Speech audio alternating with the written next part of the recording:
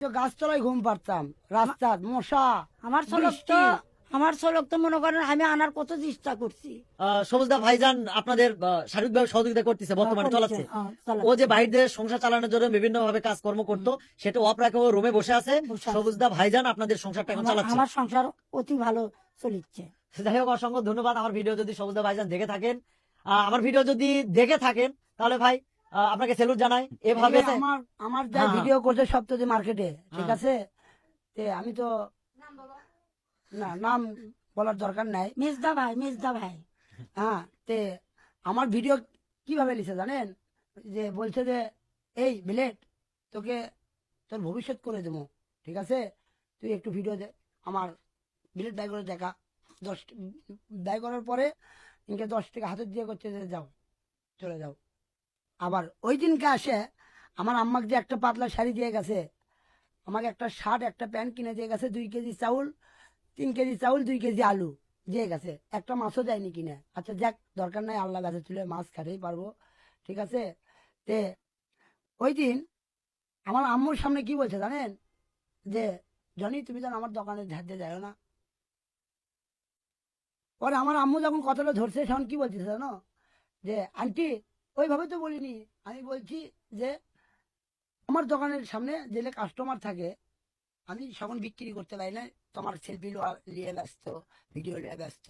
হ্যাঁ, এই কারণে এই উপলক্ষে আমি বলছি যে তুমি যাও না, মানে কতটা ঘাট করে ঘুরে আর মেজদা করলো আমার ঘরতে আসা হয়ে গেল, আমাকে করলো আন্টি আপনারা টেনশন করবেন না, আপনার বেটার ভবিষ্যৎ আমি করে দেবো।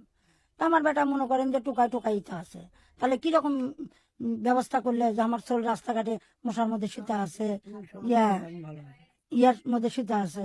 যখন দেখলাম যে সবুজ চোল, আমারও চোল, তার মায়েরও চোল, আর একজনেরও চোল, তাই নিয়ে যা আমার চোলক অনেক অনেক পরিবর্তন করছে। তাই আমি আল্লাহর কাছে দোয়া করি যে আমার চলজান তারিখের দ্বারাই আমার চলজান অনেক ভালো হতে পারে। রাস্তার টুকাইয়ের থেকে যে আমার ওই সবুজ যে আমার চলক রাস্তার থেকে তুলে নিয়ে আসা ভালো করছে, এটা আল্লাহ ভালোবাসবি, মানুষও ভালোবাসবে, আমিও ভালোবাসবো। যাই হোক, আসলে আল্লাহ কখন কাকে সম্মান দেয় আর কখন কাকে মাটির সাথে মিশে দেয় বলা কঠিন। অথচ আমার চলক টুকাই খাতার থেকে আনতে পারিনি।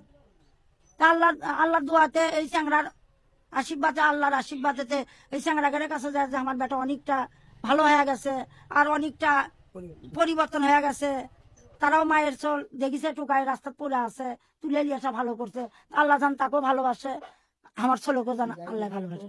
যাই যেটাই কোক বাবা, তোমরা জান কানে রাখো না, তোমরা জান কিছু কইও না, আমি তো মা। আর লেখালেখি বাদ দিয়ে নইলে লেখালেখি আর চলবি না।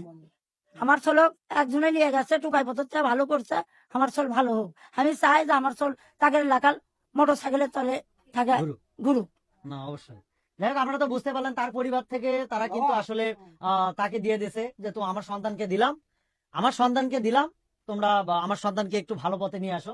আর আমার ভিডিও আবারও বলতেছি, যদি সবুজদা ভাইজান বা তার আশেপাশে যারা ভিডিও করে তারা যদি দেখে থাকে, আমার আবারও রিকোয়েস্ট থাকবে জনিকে ভালো পথে নিয়ে আসার জন্য এবং স্বাভাবিক জীবনে ফিরে দেওয়ার জন্য।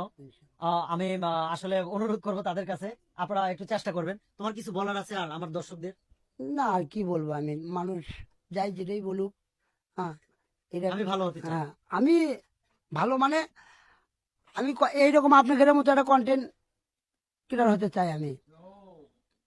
সমস্যা নাই।